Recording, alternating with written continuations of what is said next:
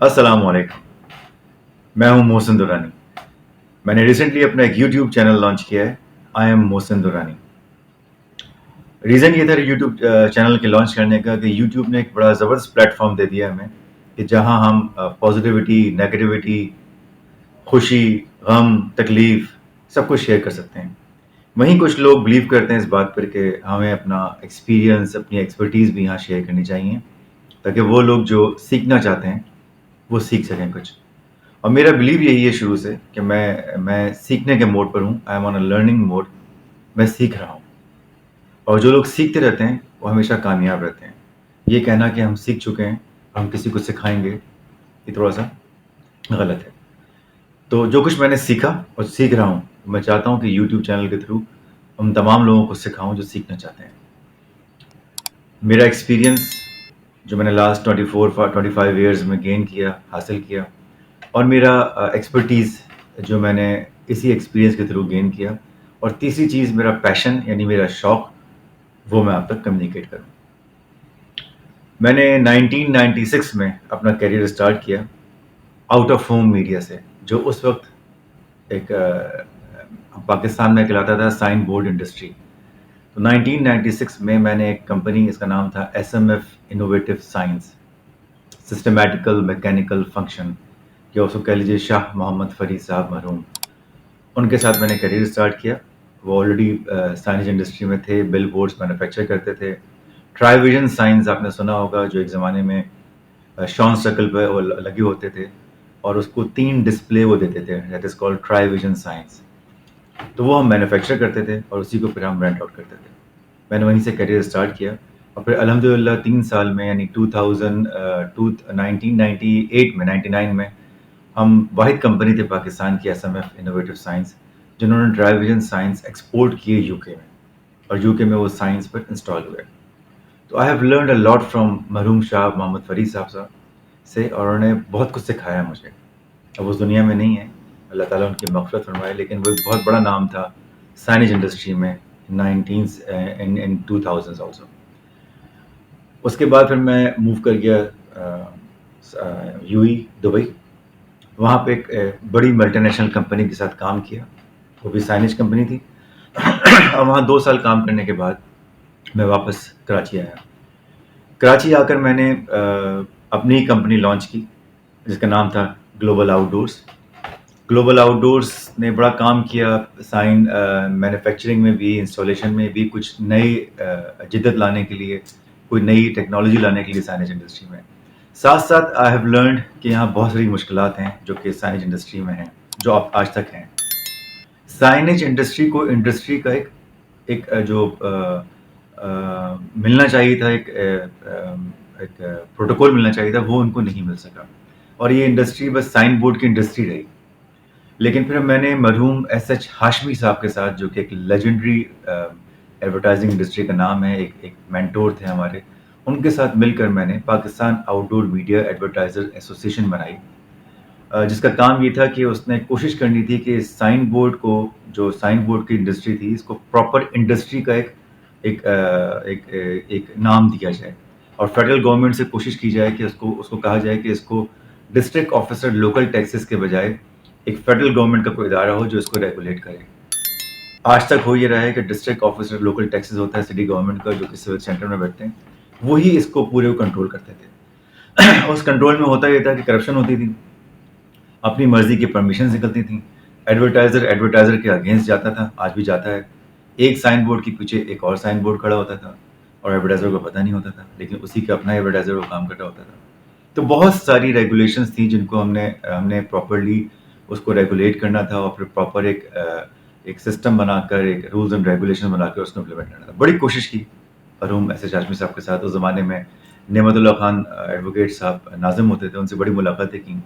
उसके बाद फिर मुस्तफ़ा कमाल साहब आ गए, और एक वर्ड बड़ा कॉमन था इस साइन बोर्ड इंडस्ट्री में, वो था उतार दो, काट दो, निकाल दिया, साइन बोर्ड निकाल दिया। अरे कैसे निकाल दिया? अगर आपने परमिशन दी है साइन बोर्ड की, तो ऑब्वियसली फिर ड्यू डिलिजेंस दी होगी, पूरी कार्रवाई की होगी उसके लिए, प्रॉपर एक रूल्स को फॉलो किया होगा, तब जाके आपने परमिशन दी होगी। लेकिन ऐसा होता नहीं था, परमिशन देते थे और फिर परमिशन को वापस रिवोक करके साइन बोर्ड निकालने की धमकी देके साइन बोर्ड काट देते थे।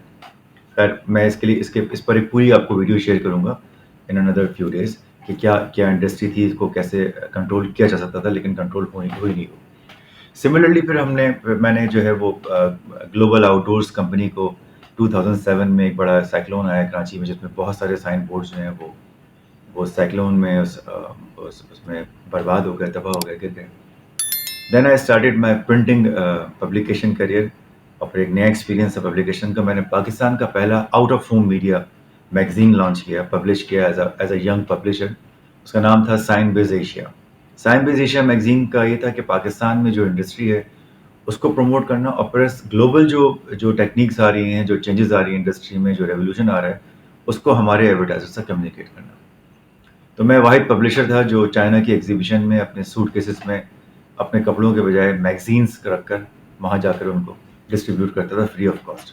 اسی طرح امریکہ جا کے وہاں ڈسٹریبیوٹ کرتا تھا، تاکہ پاکستان میں جو لوگ ہیں ان کو پتہ ہو کہ امریکہ میں کیا ہو رہا ہے، گلوبلی انڈسٹریز میں، چائنیز انڈسٹری میں کیا ہو رہا ہے، آؤٹ آف ہوم میڈیا میں کیا چینجز آ رہی ہیں، کیا ٹیکنالوجی آ رہی ہے. تو میں اس کے لیے بیسکلی کمیونیکیشن کا پلیٹ فارم تھا سائن بز ایشیا میگزین. انفارچونیٹلی پھر پیپر کی کاسٹ بڑھی، اور پیپر ایک عجیب و غریب اس کی کاسٹ چلے گئی، بڑھ گئی ساری کاسٹ. تو ہم نے پرنٹنگ کو بند کیا، پھر اس کو میں ڈیجیٹل لے کے آ گیا.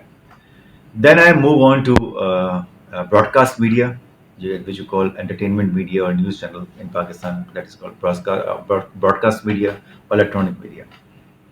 اس میں اپنے دوست مرحوم کے ساتھ آیا، جن کا نام آپ سب کو پتہ ہے، مرحوم ڈاکٹر عامر لیاقت حسین. مرحوم کہتے ہوئے بہت تکلیف ہوتی ہے، لیکن اب وہ دنیا میں نہیں رہے، لیکن انہوں نے بہت کچھ سکھایا، ان سے بہت کچھ سیکھا، اور وہی مجھے اس میڈیا انڈسٹری میں لے کر آئے.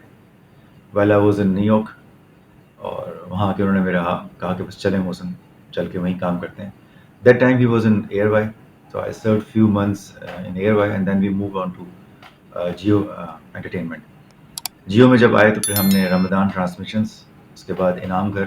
رمضان ایک بڑا برانڈ تھا، اس میں میری کنٹریبیوشن یہ تھی ود دی گائیڈنس آف مرحوم ڈاکٹر عامر لیاقت حسین، کہ ہم کسی طرح سے اس کا ریونیو جو ہے وہ انہانس کریں، ریونیو جنریٹ کریں اس رمضان میں، جو ویلیو ایڈ کرے جیو کے ساتھ. تو مس ناچیز نے کوشش کر کے پروڈکٹ انڈورسمنٹ، پروڈکٹ انٹیگریشن اور کانٹینٹ انٹیگریشن پہ کام شروع کیا، اور اس سے ہم نے کافی ریونیو کو ایڈ آن کیا ایگزسٹنگ ریونیو میں، جو کہ رمضان کی سیل سے ہوتا تھا. اس پہ بھی میں ایک پورا آپ کو ویڈیو شیئر کروں گا کہ وہ کیا ٹیکنیکس تھیں، کس طرح سے میں نے اس کو پروڈکٹ انٹیگریشن کو اور کانٹینٹ انٹیگریشن کو کس طرح سے لنک کیا آپس میں with sales and marketing to add on revenue. اس کے بعد پھر جیو کے بعد مختلف چینلز میں 24 ایکسپریس، نیوز 1، ٹی وی 1 اور ان باقی بہت سارے چینلز میں کام کیا، اور وہاں سے ایک ایکسپیرینس گین کیا کہ میڈیا انڈسٹری میں کیا ہوتا ہے. تو اب یہ جو میں نے لانچ کیا ہے چینل، اس کا مقصد یہی ہے کہ میں آپ کو اپنی تمام جو 24 ایئرس کی ایکسپرٹیز ہیں، ایکسپیرینس ہیں، وہ آپ تک کمیونیکیٹ کروں، تاکہ آپ کو کچھ لرننگ مل سکے، اور لرننگ سے انسان آگے بڑھتا ہے. اسی کے ساتھ میرا ایک پیشن، ایک میرا شوق تھا، وہ تھا یونائٹیڈ نیشنز.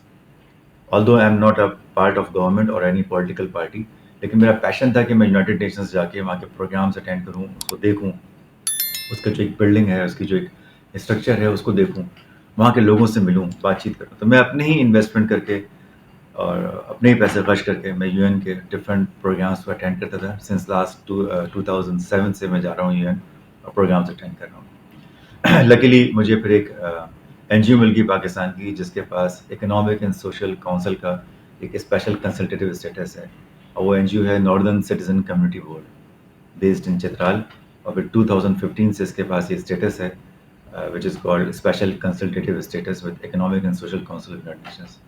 چیئرمین صاحب نے مجھے اپوائنٹ کیا، مجھے ریجنل ہیڈ بنایا پاکستان کا، اور میں نے پھر بہت سارے پروجیکٹ لانچ کیے as head of projects in N C C be.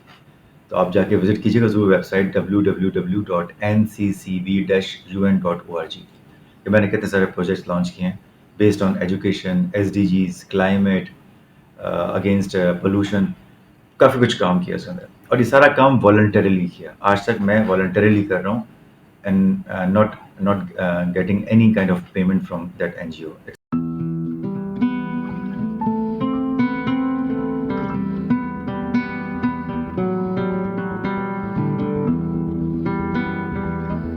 It's a pure volunteer work, اور میں ریکمینڈ کروں گا کہ والنٹیئر ہی کرنا چاہیے کام.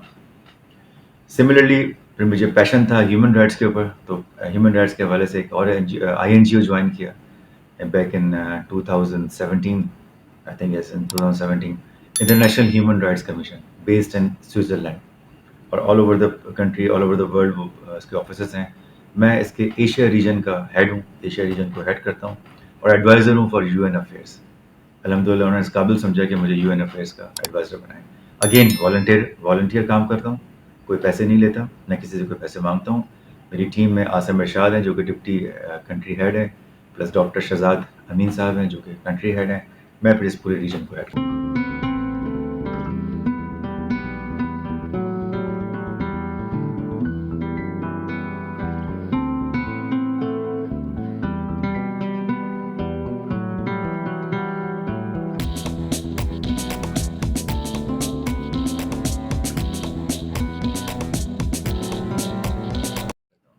तो इसके लिए भी पूरी अलग एक वीडियो शेयर करूँगा कि पैशन क्या होता है।